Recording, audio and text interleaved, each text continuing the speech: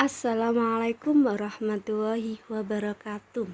Selamat pagi anak-anakku. Semoga Allah senantiasa memberikan kalian kesehatan yang luar biasa. Anak-anak hebat, sebelum kita mulai pelajaran hari ini, marilah kita membaca surat Al-Fatihah. Al-Fatihah. Terima kasih anak-anakku. Baiklah, kita melanjutkan pembelajaran yang kedua terkait dengan organ gerak hewan. Di pembelajaran 2 ini kita akan belajar tentang cerita bergambar. Apa ya gambar cerita itu? Gambar cerita merupakan gambar atau serangkaian gambar yang mengandung sebuah cerita. Contoh dari gambar cerita ini bisa berupa gambar ilustrasi.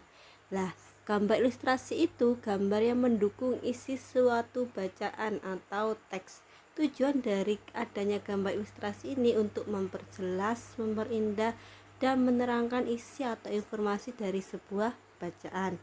Objek yang biasanya ada pada gambar ilustrasi ini bisa berupa manusia, hewan, tumbuhan, dan bahkan benda-benda yang ada di sekitar kita.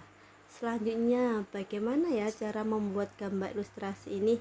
Untuk membuat gambar ilustrasi ini kita memerlukan dua bahan. Yang pertama, kita memerlukan alasnya.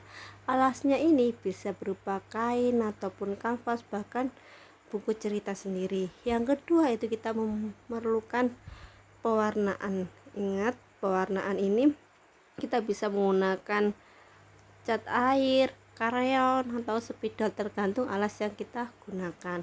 Selanjutnya, langkah-langkah dalam membuat gambar cerita. Pertama, kita menentukan sebuah gagasan. Lah, gagasan ini bersumber dari suatu bacaan. Ketika kita menentukan gagasan ini, kita harus memikirkan tokohnya itu mau seperti apa, alurnya bagaimana, dan bahkan karakter dari tokoh tersebut. Kemudian setelah gagasan selesai, kita menentukan sketsa.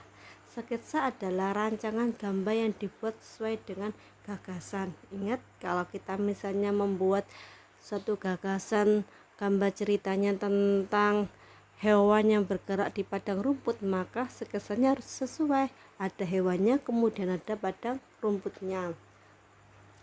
Selanjutnya itu pewarnaan. Lah, pewarnaan ini dapat dilakukan dengan dua cara, yaitu pewarnaan secara asli dari objek tersebut atau sesuai dengan imajinasi kalian. Nah, selanjutnya Ibu akan menjelaskan tentang fungsi dari organ gerak hewan.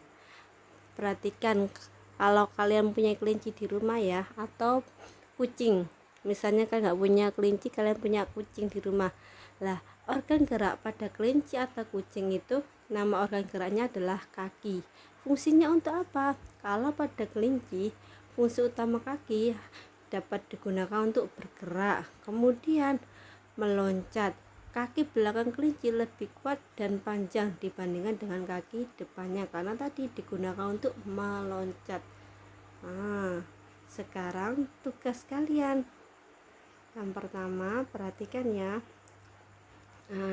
Kalian harus mengidentifikasi terkait dengan nama hewan, nama organ geraknya, dan fungsinya, yaitu yang pertama ikan, katak, burung, ular, kadal, dan kambing. Mudah bukan? Selamat mengerjakan, semoga hasilnya memuaskan. Wassalamualaikum warahmatullahi wabarakatuh.